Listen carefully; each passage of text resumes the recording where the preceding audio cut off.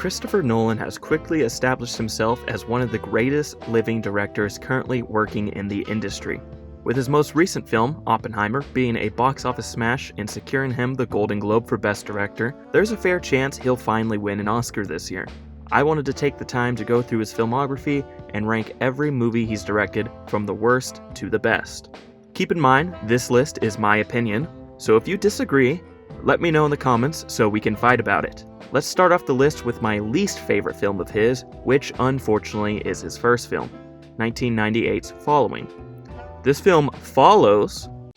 Oh, brother, this guy stinks! A young writer who follows strangers for material, who meets a thief who takes him under his wing.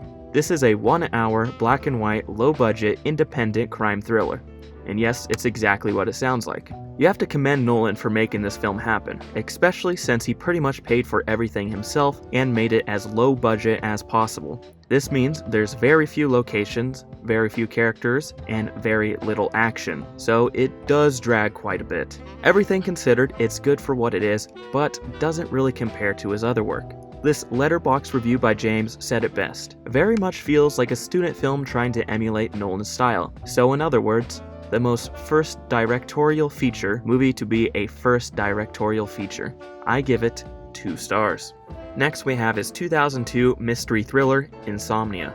Insomnia tells the story of 2 Los Angeles homicide detectives who are dispatched to a northern town where the sun doesn't set to investigate the methodical murder of a local teen. One thing I'd say about this Christopher Nolan movie is that it feels out of place compared to his other ones. Nowadays, Nolan has established himself as a guy who makes high-concept movies, but this one is a very standard crime drama.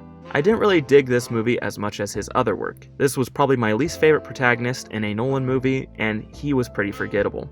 And that's saying a lot because Nolan literally has a character named Protagonist in a different movie. Seeing Robin Williams play a murderer was fun, and I liked the setting, which felt very developed. My favorite aspect of the movie is when it leaned into the main character losing his sanity due to his lack of sleep. I wish they would have played into that idea more and made things a little more surreal as he got more and more sleep deprived. It seemed like that's what the movie wanted to do, but it was scared to break out of the confines of the genre it put itself in. Compared to how some of Nolan's later work gets really trippy, I was expecting more out of this movie. But it's still a solid 3.5 stars in my opinion.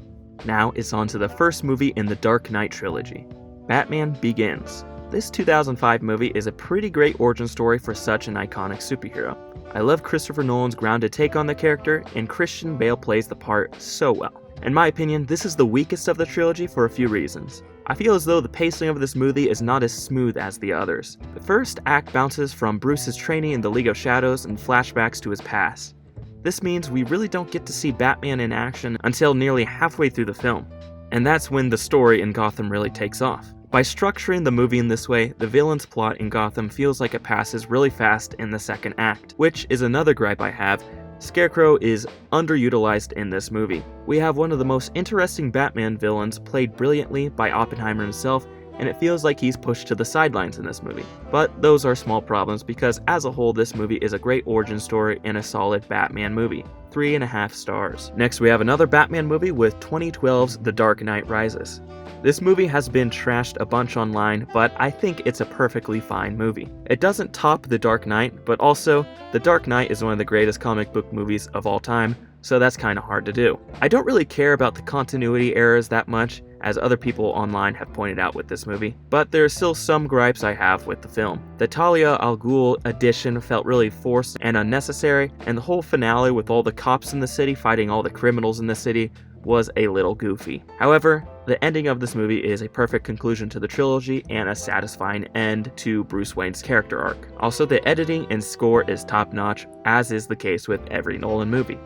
3.5 stars. Tenet is a movie I saw 3 times in the theater, and every time it was loud as hell. I don't know if that's a universal experience or if Coming Attractions theaters turned the dial up to 11. This 2020 movie is about a protagonist who journeys through a twilight world of international espionage on a mission that will unfold in something beyond real time.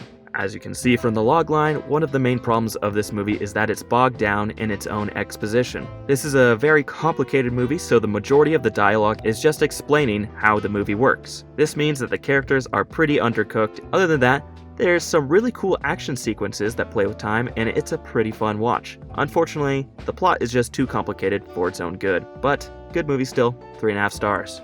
Dunkirk is next on my list. This 2017 movie is about Allied soldiers from Belgium, the British Commonwealth and Empire, and France who are surrounded by the German army and are evacuated during a fierce battle in World War II. This movie didn't resonate with me as much as other Nolan films, and it didn't hit me as hard as other war movies. It's a great movie, but when you have other great movies in the ranking, I have to put it somewhere. The score is what I remember most of this movie and what has stuck with me the most. Just like every other Nolan movie, the storytelling is also interesting as we bounce around to different POVs and stories. Sadly, I didn't get the chance to watch it in an actual theater, which definitely would have enhanced the viewing experience. I haven't much more to say. 4 stars for me.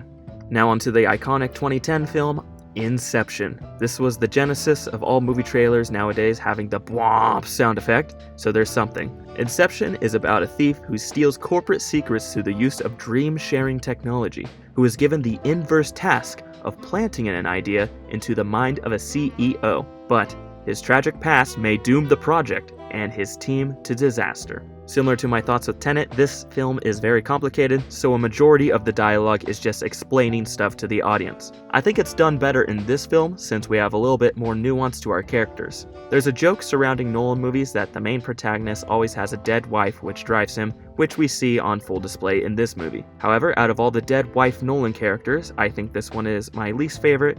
I don't know why, but it just didn't really hit me as much as some of his other work. However, this film is extremely unique and very inventive. It's a classic Nolan film, and it's a solid 4 stars. Now, we're on to the top 5 greatest Nolan films in my opinion. These are all 5 stars, but are still ranked accordingly. First on the list is his 2000 film, Memento, which is about a man with short-term memory loss who attempts to track down his wife's killer. This is one of the first Nolan films I ever saw, and it absolutely blew me away. Memento has some of the best non-linear storytelling in film. It does a great job at telling a story backwards, but still managing to maintain the mystery and have a great twist at the end. This movie is the one that started the Nolan dead wife protagonist trend, and in my opinion, it does it best. This movie uses black and white and color sequences to distinguish what order things are happening in, which is a great visual motif that makes the film a lot easier to follow. We see Nolan employ a similar tactic with his most recent film, Oppenheimer. Memento is a great movie, and it is 5 stars. Surprise, we have another movie with a dead wife, The Prestige. This 2006 movie tells the story of 2 stage magicians in 1890s London who engage in a battle to create the ultimate illusion, while sacrificing everything they have to outwit each other. The Prestige has hands down my favorite twist I've ever seen in any movie. If you've never seen this movie, I suggest you watch it as soon as possible, and make sure you don't spoil the ending beforehand. Hugh Jackman is great in this role, and you have David Bowie playing Nikola Tesla. I mean, it doesn't get much better than that. I don't want to talk too much and give anything away, so I'll just say it's an easy 5 stars for me. When I was a kid, we had one of those portable DVD players, and I would always take it in the car with me no matter how long of a trip we had. We had this rotating selection of DVDs that I would watch over and over, and one of those DVDs was 2008's The Dark Knight. I've seen this movie countless times, but it still hasn't lost its shine. It's regarded as the greatest comic book movie ever, and for good reason. The dynamic between Joker and Batman is perfect, and I love how their 2 ideologies are clashing in this movie. The performances and writing are top-notch across the board, particularly with Heath Ledger's Joker, who has so many iconic scenes. Well, I'm the Joker, baby!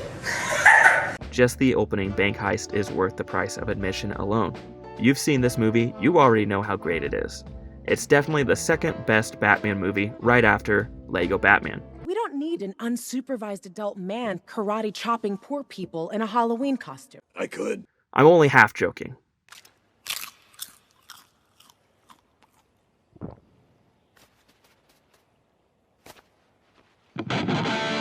You already know it's 5 stars. Now we have the second best Nolan movie with 2014's Interstellar. I had actually somehow never seen this movie before until I started preparing for this video, but I had always heard the hype surrounding the film. Lots of people think this is one of the greatest movies ever, and when I finally saw it, I understood why. The logline for this movie is the following. When Earth becomes uninhabitable in the future, a farmer and ex-NASA pilot, Joseph Cooper, is tasked to pilot a spacecraft along with a team of researchers to find a new planet for humans. This movie is incredible, and it has the greatest protagonist in any Nolan movie by a mile. The story of Cooper and his connection to his daughter is heartbreaking and is portrayed so well by Matthew McConaughey, who gives one of the best performances of his career. It's an emotional and epic movie that has a lot of interesting ideas and themes. Expert filmmaking on display, and it definitely deserves the hype. Also, checks the dead wife box. 5 stars. Finally, we have the greatest Nolan film in my opinion, which happens to be his most recent, Oppenheimer. It may be the recency bias on display, but I think this is Nolan's finest work. This 2023 movie is of course the story of American scientist J. Robert Oppenheimer and his role in developing the atomic bomb. Although it was 3 hours long, I feel like they were able to tell a massive story without it feeling drawn out. They almost could have made it into 2 movies with how much subject matter they touched on. Unlike a lot of 3-hour movies, this story felt like it was worthy of the timestamp. I also like how the story was told without feeling like it was picking a side. Even though Oppenheimer is the main character, it doesn't portray him as the ultimate voice of reason. He's neither a hero nor villain in his own story, and the film did a fantastic job at showing his own personal conflict within the story, as evident with the black and white and colored scenes. All of the performances in this film were perfect. It felt like every character was important. It's kind of funny how you have all these A-list actors only being included in a handful of scenes. The special effects were top-notch, and it felt monumental in the context of the film since they were so sparse. The film also did a great job at explaining the science and history without it alienating the audience. I feel like this is a problem in some of Nolan's past films that he corrected well within this story. It's a fantastic film, and I think it will be remembered for a long time. So, that's my list. How would you rank Nolan's films? This has been Tom from Eisenhart Productions, and thank you so much for watching. Until next time.